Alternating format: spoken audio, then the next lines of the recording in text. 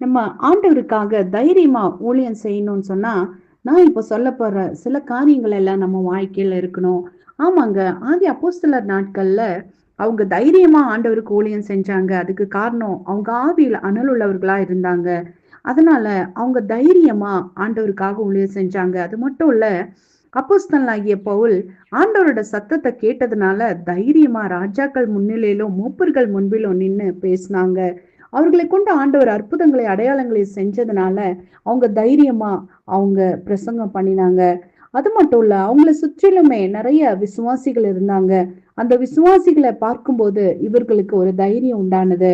ஆவியானவரோட எப்பவுமே உறவாடக்கூடிய மனுஷர்களா அவங்க இருந்தாங்க. விசுவாசிகள் பக்தி வைராக்கியமா இருக்கும்போது ஊழியர்களுக்கு தைரியம் உண்டாகுது. அது மட்டும் இல்ல, நம்ம ஒவ்வொரு நாளும் ஆண்டவர் மேல விசுவாசம் வைக்கிறதுனால நமக்கு தைரியம் வருது.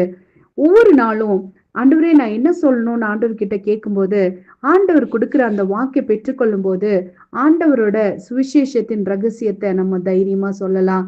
அது மட்டும் இல்லைங்க, விசுவாசிகள் எப்பவுமே தேவனுடைய ஊழியக்காரர்களுக்காக வேண்டுதல் செய்யும் போதும் தேவ ஆவியானவருடைய உதவி இந்த 2 நாளையும் நம்ம தைரியமா ஊழியம் செய்ய முடியும்.